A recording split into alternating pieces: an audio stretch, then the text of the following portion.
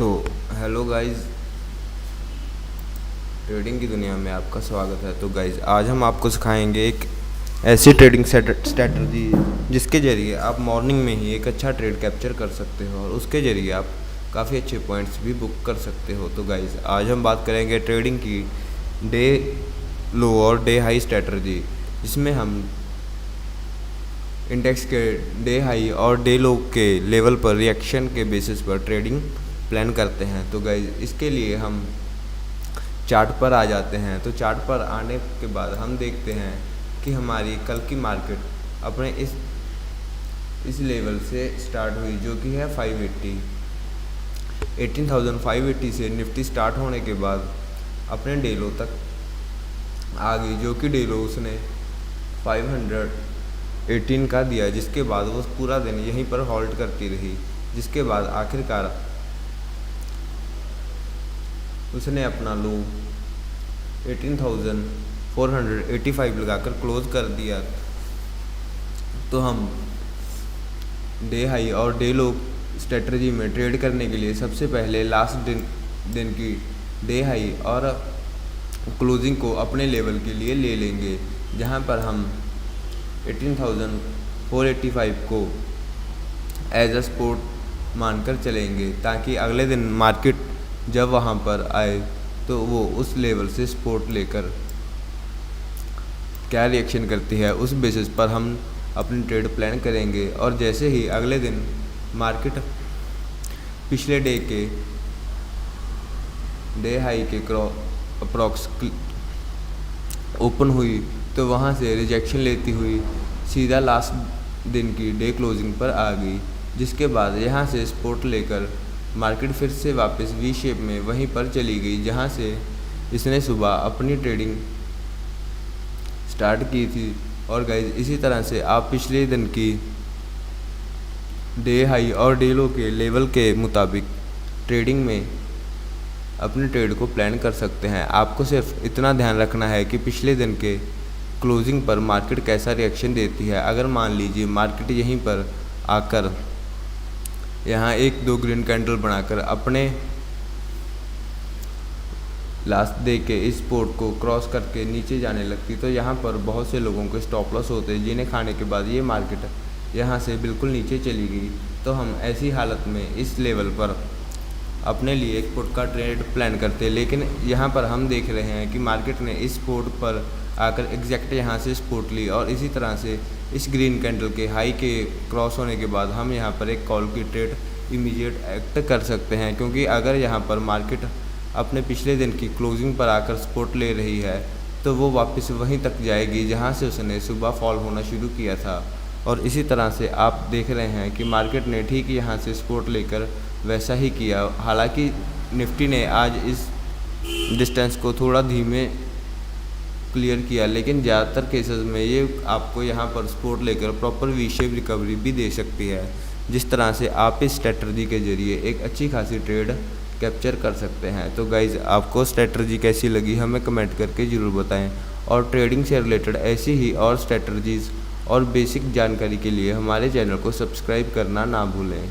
हमारे चैनल पर आपको ट्रेडिंग से जुड़े बेहतरीन नॉलेज वीडियोज़ और डेली टू डेली मार्केट के अपडेट लेवल के वीडियोज़ मिलते रहेंगे। तो गाइज़, चैनल को सब्सक्राइब करना मत भूलिए। मिलते हैं आगे किसी और लर्निंग ट्रेडिंग वीडियो के साथ।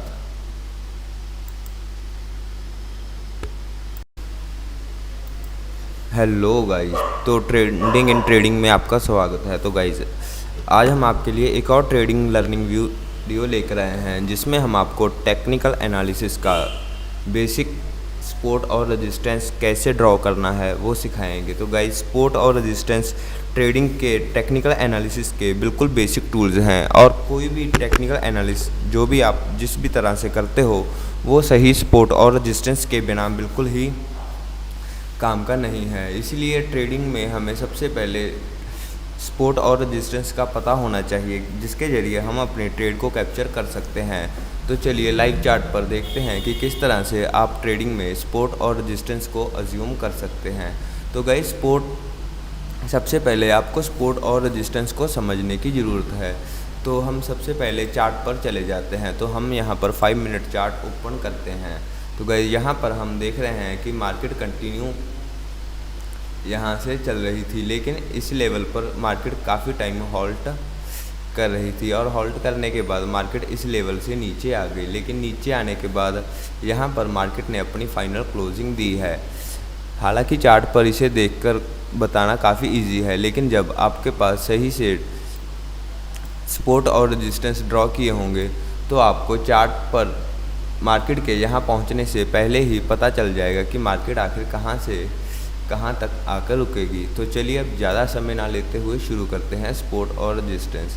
गाइस, सपोर्ट मार्केट का वो एरिया होता है जहाँ पर प्राइस जैसे ही नीचे आता है तो उस लेवल पर आकर रुक जाता है। जैसे कि अगर हम बात करें इस लेवल की, तो यहाँ से मार्केट कंटिन्यूस नीचे गिर रही थी। नीचे गिरने के बाद यहाँ पर मार्केट ने थोड़ी सपोर्ट ली, लेकिन फिर से वापस अपना फॉल जारी कर दिया। लेकिन इस लेवल पर आने के बाद मार्केट यहाँ से नीचे नहीं जा पाई और कुछ टाइम यहाँ पर स्पेंड करने के बाद मार्केट यहाँ से एकदम ही ऊपर चली गई। तो इस पॉइंट पर मार्केट को एक अच्छा सपोर्ट मिला, जिस वजह से मार्केट काफ़ी ज़्यादा ऊपर रैली कर पाई। तो हम ऐसे एक सपोर्ट की तरह अज्यूम कर सकते हैं। इसके लिए हम यहाँ पर एक हॉरिजॉन्टल लाइन ड्रॉ कर लेंगे। सपोर्ट के बाद अगर बात रेजिस्टेंस की जाए तो रेजिस्टेंस वो लेवल होता है जहाँ पर मार्केट ऊपर जाते जाते रुक जाती है और उसके बाद वहाँ से एक शार्प सेलिंग आ जाती है, जिसके बाद मार्केट वहाँ से नीचे आ जाती है और अपना ट्रेंड रिवर्सल कर लेती है। इसे भी हम ड्रॉ करने के लिए हॉरिजॉन्टल लाइन का इस्तेमाल करेंगे। अगर आप थोड़ा पीछे जाकर देखना चाहें तो हम देख सकते हैं कि मार्केट ने पहले इस लेवल से सपोर्ट लेने के बाद वो ज़्यादा से ज़्यादा इस लेवल तक पहुंच पाई, जिसके बाद मार्केट यहाँ पर हॉल्ट नहीं कर पाई और यहाँ से नीचे आना शुरू कर दिया। तो हम इसे भी एज आ रेजिस्टेंस अज्यूम कर सकते हैं। गाइज, मार्केट हमेशा अपनी सपोर्ट और रेजिस्टेंस को पर रिएक्ट करती है, लेकिन वो किसी भी सपोर्ट या रेजिस्टेंस पर ज़्यादा बार रिएक्ट नहीं करती। अगर आप चाहें तो हम इसे कहीं पर बैक टेस्ट करके देख सकते हैं। तो बैक टेस्ट के लिए हम कोई और चार्ट खोल लेते हैं जहां पर हम सपोर्ट और रेजिस्टेंस को प्रॉपरली बैक टेस्ट कर पाएँ।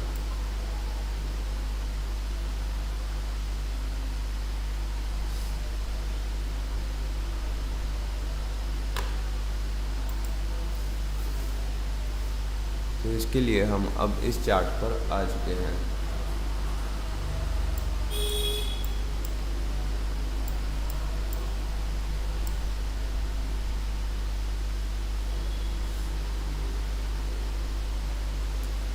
तो गाइस, जैसे कि हम देख रहे हैं कि मार्केट कंटिन्यूसली इस लेवल से आकर रिजेक्शन ले रहा था और जैसे ही उसने इस रिजेक्शन को क्रॉस किया तो यहाँ पर उसने एक काफ़ी बड़ी रैली दी है,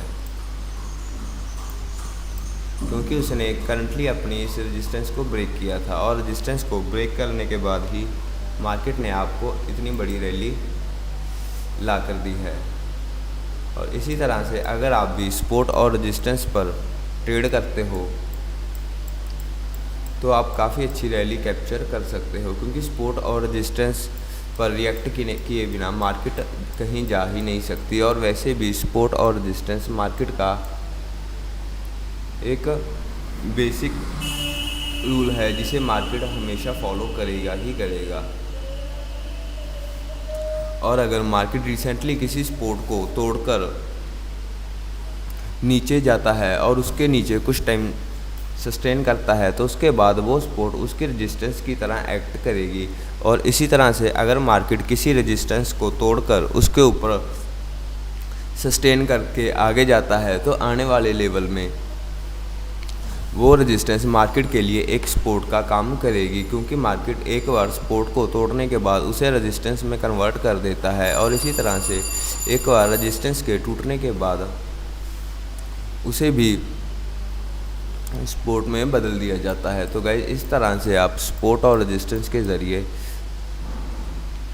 अच्छी खासी ट्रेडिंग कर सकते हैं, जिससे आप स्पोर्ट से लेकर डिस्टेंस तक काफ़ी पॉइंट्स बुक कर सकते हैं, लेकिन आपको इसके लिए प्रॉपर स्पोर्ट और रेजिस्टेंस का पता होना चाहिए, जिसके लिए आप चार्ट पर देख सकते हैं कि आखिर मार्केट में कहां से सेलिंग आई है, क्योंकि जिस भी लेवल पर मार्केट में सेलिंग आएगी वो लेवल आपके लिए रेजिस्टेंस का काम करेगा। जैसे कि यहां पर मार्केट आप देख रहे हैं एक अच्छे खासे ट्रेंड में ऊपर जा रहा था, लेकिन इस लेवल 44,235 तक पहुंचते ही मार्केट में यहां से सेलिंग आ गई, जिसके बाद मार्केट इस लेवल के पास पहुंचा तक नहीं और धीरे धीरे मार्केट ने अपनी रिसेंटली सपोर्ट 43,850 को भी ब्रेक कर दिया, जिसके बाद अब नीचे वो हॉल्ट करने चला गया। इसी तरह से अगर हम रेजिस्टेंस की बात करें तो जैसे कि मार्केट ने हाल ही में अपनी इस रेजिस्टेंस को ब्रेक किया है और इसके नीचे वो कंटिन्यू कर रहा है। अगर मान लीजिए मार्केट कल इसके नीचे ओपन होकर नीचे ही चला जाता है तो अब ये सपोर्ट मार्केट के लिए सपोर्ट नहीं रेजिस्टेंस का काम करेगी, और जैसे ही मार्केट यहाँ से वापस आने की कोशिश करेगा तो ये लेवल उसे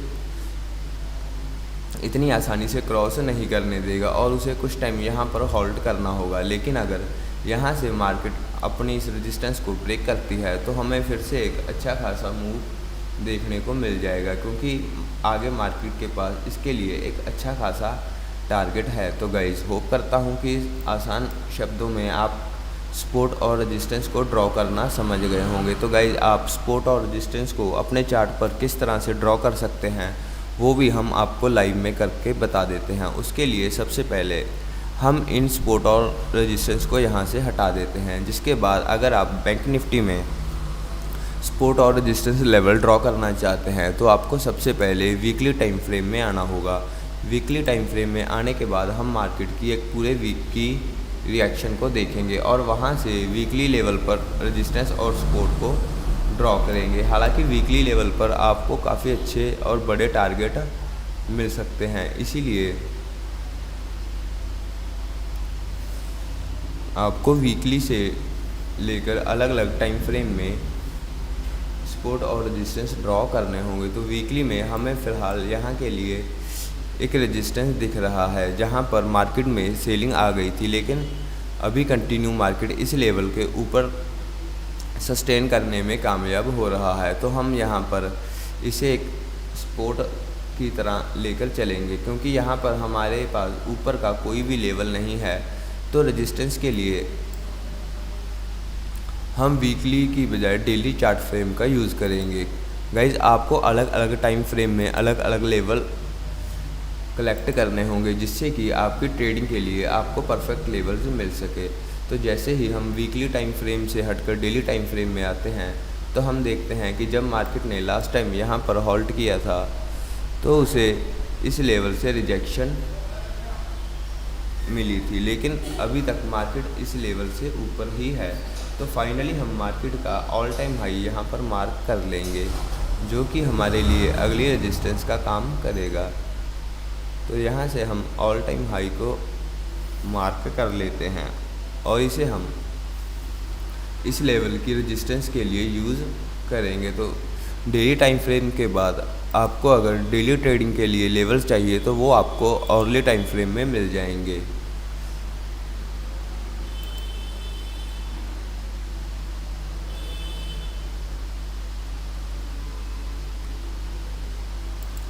अर्ली टाइम फ्रेम में आप 4 घंटे से लेकर 1 घंटे तक का कोई भी टाइम फ्रेम यूज़ कर सकते हैं।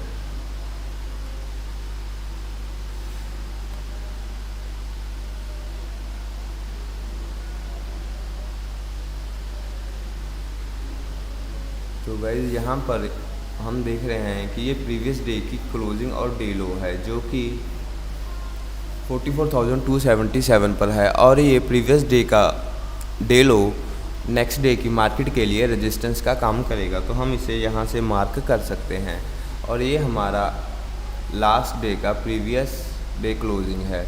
तो हम इसे भी यहाँ पर मार्क कर लेंगे, क्योंकि ये हमारे लिए एक सपोर्ट का काम करेगा। इसके बाद आपको 15 मिनट्स में आ जाना है। तो गाइज अब जैसे कि हम 15 मिनट्स में देखते हैं कि हमने जो लेवल्स वीकली और डेली टाइम फ्रेम में लगाए थे, हमारी सारी मार्केट उन्हीं लेवल्स के बीच में घूम रही है, क्योंकि मार्केट ने पहले 2 दिन इसी लेवल में हॉल्ट किए, जिसके बाद मार्केट ने यहाँ से इस सपोर्ट का ब्रेकडाउन किया और ब्रेकडाउन करने के बाद मार्केट ने यहाँ नीचे एक अच्छी खासी रैली दी। रैली देने के बाद जब मार्केट ऊपर जाने लगा तो उसने इसी अपने लेवल से, जो कि पहले इसके लिए एक सपोर्ट का काम कर रहा था, वहीं से रिजेक्शन लिया और रिजेक्शन लेने के बाद काफ़ी सारा टाइम यहाँ पर हॉल्ट किया और टाइम हॉल्ट करने के बाद जब वो वहाँ पर नहीं टिक पाई तब मार्केट फिर से नीचे आ गई और अपने डे लो के पास ही क्लोज हो गई। तो गाइस इसी तरह से आप भी अपने ट्रेडिंग के लिए सपोर्ट और रेजिस्टेंस को इस तरह से अपने चार्ट पर ड्रॉ कर सकते हैं। गाइस सपोर्ट और रेजिस्टेंस ट्रेडिंग के लिए सबसे ज़्यादा इंपॉर्टेंट होते हैं, क्योंकि आप किसी भी तरह का इंडिकेटर या किसी भी तरह का टेक्निकल एनालिसिस यूज़ करते हो तो उसमें सही सपोर्ट और सही रेजिस्टेंस आपके लिए काफ़ी ज़्यादा मैटर करती है। तो इसी तरह से आप भी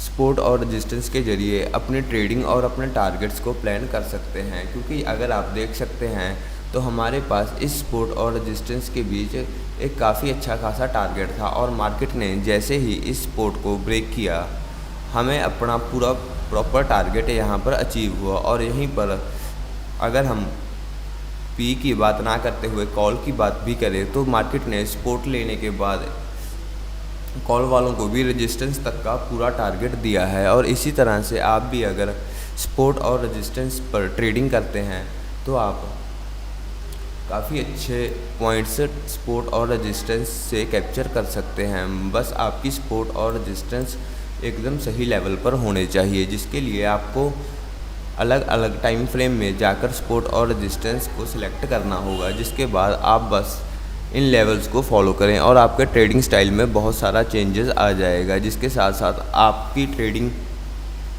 के लॉसेस भी काफ़ी ज़्यादा कम हो जाएंगे। तो गाइज़ आई होप कि आपको ट्रेडिंग में सपोर्ट और रेजिस्टेंस कैसे लगाना है ये समझ आ गया होगा। और अगर आपको सपोर्ट और रेजिस्टेंस से लेकर कोई और प्रॉब्लम है तो आप हमें कमेंट करके बता सकते हैं। और इसी तरह से ट्रेडिंग से रिलेटेड और भी बहुत सारी लर्निंग वीडियोस और स्ट्रेटजीज़ को सीखने के लिए हमारे चैनल को सब्सक्राइब ज़रूर करें। वीडियो कैसा लगा हमें कमेंट करके ज़रूर बताएं और नेक्स्ट वीडियो आप ट्रेडिंग के किस टॉपिक पर चाहते हैं वो भी आप हमें कमेंट करके बता सकते हैं। हम आपको आपके हर एक क्वेश्चन पर एक वीडियो ला कर देंगे, जिससे कि आपकी ट्रेडिंग जर्नी काफ़ी ज़्यादा अच्छी हो जाए। तो गाइज़ अब मिलते हैं हमारी अगली वीडियो में किसी और ट्रेडिंग से भरी नॉलेज के साथ। तो गाइज़ चैनल को सब्सक्राइब करना मत भूलिए और वीडियो को ज़्यादा से ज़्यादा लाइक एंड शेयर करें। अगर आप चाहें तो डेली हमारे साथ लाइव ट्रेडिंग में जुड़ सकते हैं। इसके लिए चैनल को सब्सक्राइब करें और हमारे लाइव ट्रेडिंग वीडियो को ज्वाइन करें। तो गाइज़ अब मिलते हैं हमारी नेक्स्ट वीडियो में।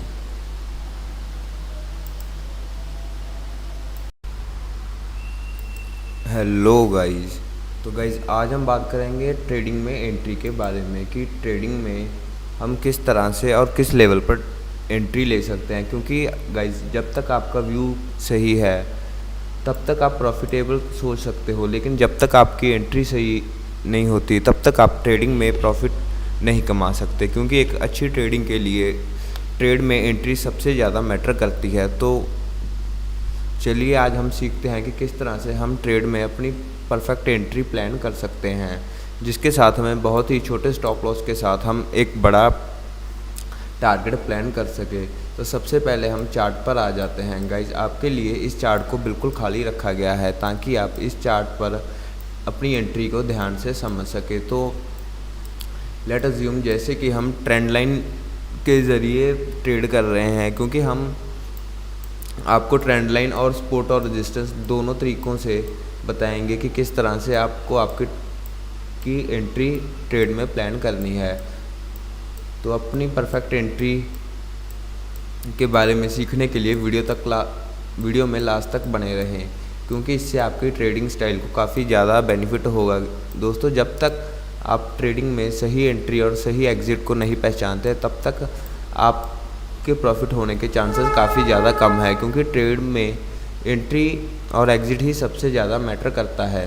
तो चलिए शुरू करते हैं ज़्यादा समय ना लगाते हुए। तो सपोज़ अभी हम मान लेते हैं कि मार्केट यहाँ पर चल रही है, और अगर हम इसके पिछले लेवल को ध्यान से देखकर चले तो मार्केट हमें यहाँ पर एक रेजिस्टेंस दे रहा है।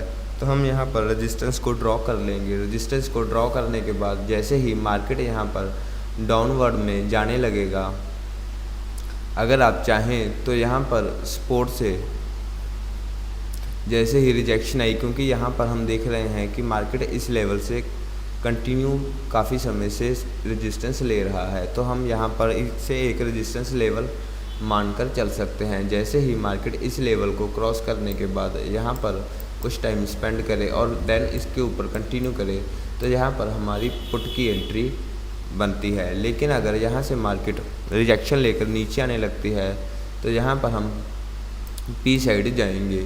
कॉल के लिए हम मार्केट को इस लेवल को ब्रेक करके इसके ऊपर सस्टेन होने की कोशिश करने के बाद ही कॉल में जाएंगे। लेकिन फ़िलहाल हम बात ट्रेंड लाइन ट्रेडिंग की कर रहे हैं।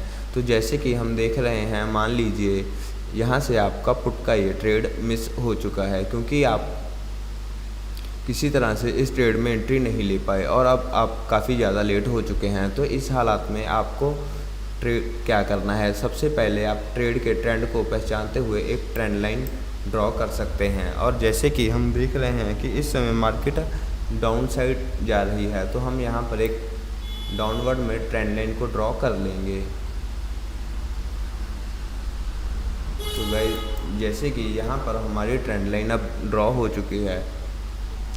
ट्रेंड लाइन के बाद ड्रॉ कर लेने के बाद आपको वेट करना है कि कब तक मार्केट इस ट्रेंड लाइन को सपोर्ट करती है, क्योंकि गाइस अगर आपकी कोई भी ट्रेड आपके लेवल से मिस हो जाती है तो आपको उस ट्रेड को बीच में कैप्चर नहीं करना है, क्योंकि बीच में ये ट्रेड कहीं से भी रिवर्सल हो सकती है। क्योंकि मार्केट में यहाँ पर भी एक रेजिस्टेंस है। हो सकता है कि आप यहाँ से ट्रेड मिस करने के बाद इस जगह पे ट्रेड में एंट्री लेने की सोचें, लेकिन यहीं पर इस रेजिस्टेंस से सपोर्ट लेते हुए मार्केट वापस रिवर्सल हो सकती है। इसलिए अगर आपको ब्रेकआउट या रेजिस्टेंस से ट्रेड लेनी है तो आपको इस कैंडल के बनने के बाद उसकी नेक्स्ट कैंडल जैसे ही इस कैंडल का लो तोड़ेगी, जैसे कि हम यहाँ पर देख रहे हैं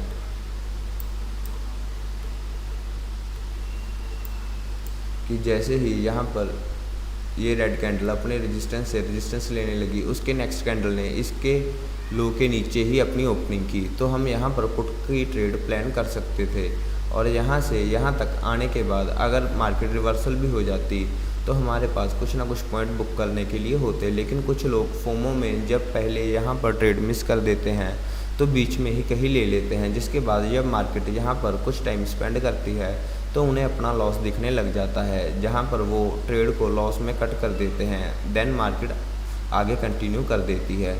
इसीलिए आपके साथ ऐसा कभी ना हो, इसीलिए आपको कभी भी अपने लेवल से मिस हो जाने के बाद ट्रेड को नहीं पकड़ना है। आपको एक सही मौके का वेट करना है, जिसके लिए आप अगर चाहें तो ट्रेंड लाइन का सहारा ले सकते हैं। आपको अगर मार्केट डाउनवर्ड में जा रही है तो वहाँ से एक डाउन ट्रेंड लाइन ड्रॉ कर लेनी है और तब तक वेट करना है जब तक मार्केट इस ट्रेंड लाइन से सपोर्ट लेकर जा रही है। जैसे कि यहाँ पर मार्केट कंटिन्यू इस यहाँ तक कैरी करती रही, जबकि अगले दिन भी मार्केट इस ट्रेंड लाइन के नीचे ही ओपन हुई और अगले दिन भी काफ़ी टाइम मार्केट ने इस ट्रेंड लाइन को सपोर्ट किया। लेकिन उसके बाद जैसे ही मार्केट ने इस ट्रेंड लाइन को निकाला, देन उसके ऊपर एक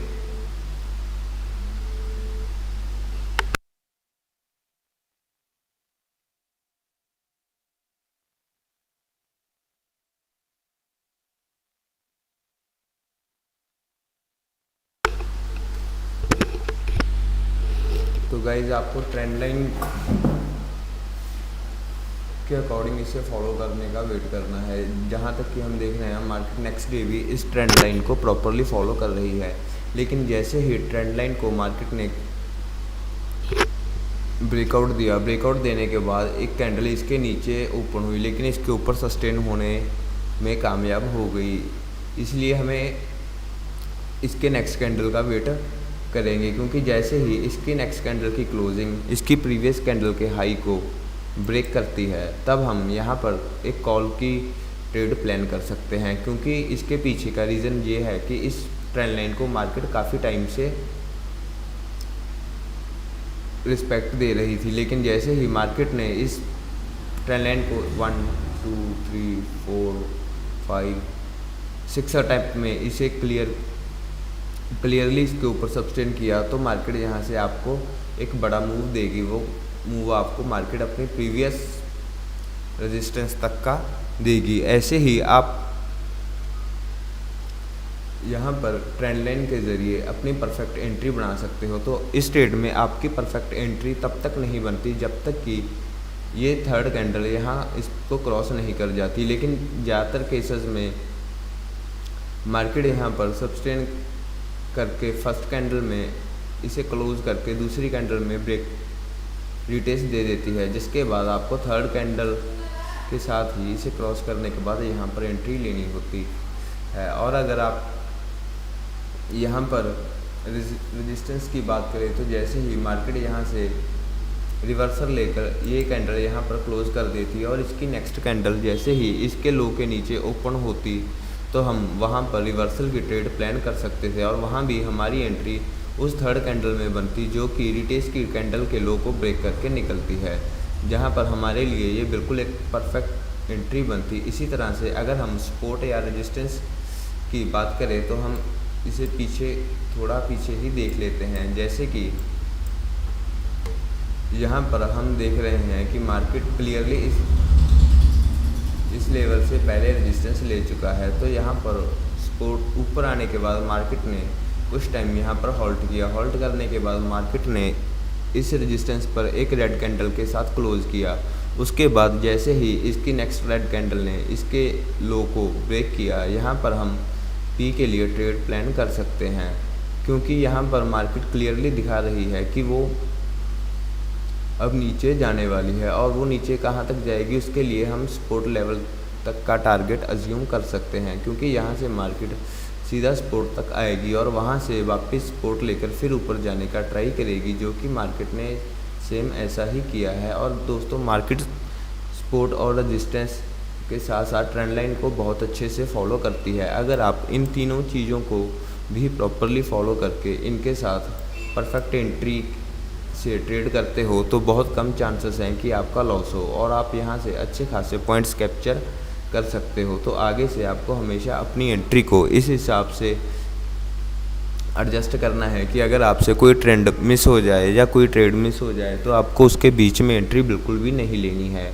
और आपको अगले लेवल तक का इंतज़ार करना है। और जैसे ही मार्केट आपके लेवल, चाहे वो किसी ट्रेंड लाइन का हो या फिर किसी सपोर्ट या रेजिस्टेंस का, जब उसे रिस्पेक्ट देते हुए फॉलो नहीं करती तब तक आपको उस ट्रेड में एंट्री नहीं लेनी है। क्योंकि ज़्यादातर लोगों के साथ होता क्या है कि उनका मार्केट के प्रति व्यू तो सही होता है और मार्केट जाती भी उसी साइड में है, लेकिन उनकी एंट्री अक्सर गलत हो जाती है। जैसे कि कुछ लोग जो कि इस ट्रेड को सपोज करें, इस ट्रेड को कुछ लोग जहां पर मिस कर देंगे, जिसके बाद वो इस ग्रीन कैंडल को देखकर पहले तो सोचेंगे कि उन्होंने इस ट्रेड को मिस करके अच्छा किया, लेकिन जैसे ही अगली ये दो कैंडल रेड बन जाएंगी तब वो फोमो में आ जाएंगे, जिसके बाद वो इस कैंडल के साथ बुक कर लेंगे। लेकिन यहीं से जहां पर वो अपना अगला टारगेट सोचने का सोचते हैं, उन्हें ये नहीं ध्यान में रहता है कि मार्केट यहीं से रिवर्सल ले सकता है, क्योंकि यहाँ पर एक सपोर्ट है। इसी तरह से लोग मार्केट में सही व्यू होते हुए भी, जबकि उसका व्यू यहाँ से कॉल में नहीं था और पुट में था, लेकिन फिर भी वो फोमो में अपनी एंट्री काफ़ी लेट कर लेते हैं, जिस वजह से वो एक विनिंग ट्रेड को भी लूजिंग में कन्वर्ट कर लेते हैं और अपना लॉस ले लेते हैं, क्योंकि वो सही जगह पर एंट्री नहीं लेते। इसी तरह से गाइज, आपको अपनी एंट्री को इस तरह से प्लान करना है कि आपको कम से कम स्टॉप लॉस मिले और इसके अगेंस्ट आपको बुक करने के लिए वहाँ पर बड़े पॉइंट्स मिल जाएं। तो गाइज, कभी भी अपनी ट्रेड या ट्रेंड मिस होने के बाद फोमो में आकर ट्रेड लेने की गलती ना करें और एक प्रॉपर लेवल और अपॉर्चुनिटी का वेट करें, जिससे कि आप बहुत ही अच्छे से और प्रॉफिटेबल ट्रेडिंग कर पाओगे। तो आई होप आपको आज का टॉपिक समझ आ गया होगा और इसी तरह से और इंटरेस्टिंग और ट्रेडिंग के और न्यू लर्निंग वीडियोस देखने के लिए हमारे चैनल को सब्सक्राइब और शेयर ज़रूर करें। तो गाइज़, मिलते हैं हमारी अगली वीडियो में।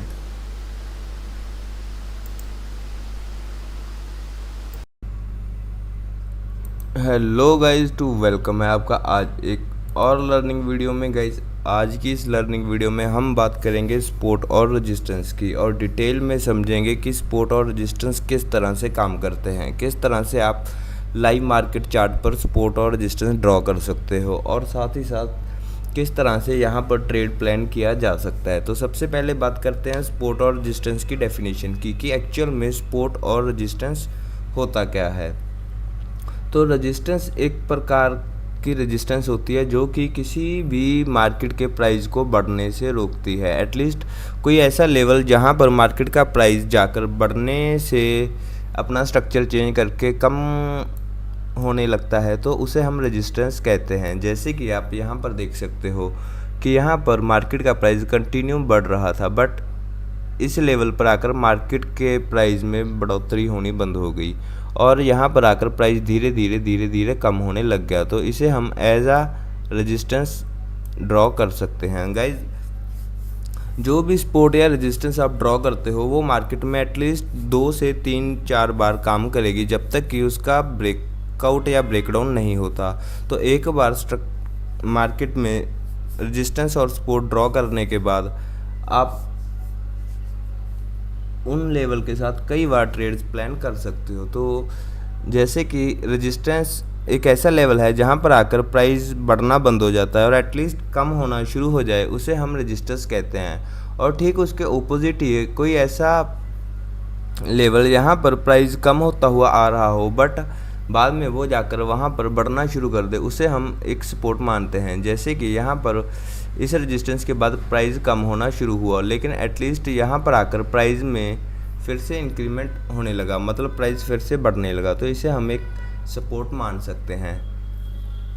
और एक बार सपोर्ट और रेजिस्टेंस ड्रॉ करने के बाद आप देखोगे कि मल्टी टाइम्स मार्केट इसी सपोर्ट और रेजिस्टेंस के साथ रिएक्ट करेगी, तो उसी के हिसाब से आपको अपने ट्रेड्स को प्लान करना है।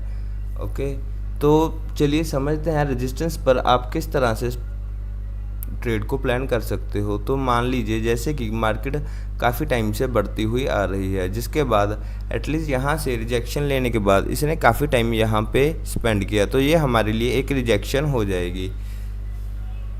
तो इसे हम एक रिजेक्शन की तरह ड्रॉ कर लेंगे, बिकॉज यहाँ पर हमें ध्यान में रखना है कि इस लेवल पर आने के बाद मार्केट के प्राइस में कमी आनी शुरू हो गई थी, मतलब मार्केट यहाँ से down side move last time में किया था। तो पॉसिबिलिटी है कि जब नेक्स्ट टाइम भी मार्केट यहाँ पर पहुँचेगी तो यहाँ से हमें एक डाउन साइड का मूव मिल सकता है। इसी तरह से सपोर्ट की बात करें तो सपोर्ट पर गिरती हुई मार्केट जब आती है तो उसमें हमें बाइंग देखने को मिलती है, और एक बार अगर मार्केट किसी लेवल से सपोर्ट लेता है तो दोबारा फिर उसी लेवल पर रिएक्ट तो ज़रूर ही करेगा।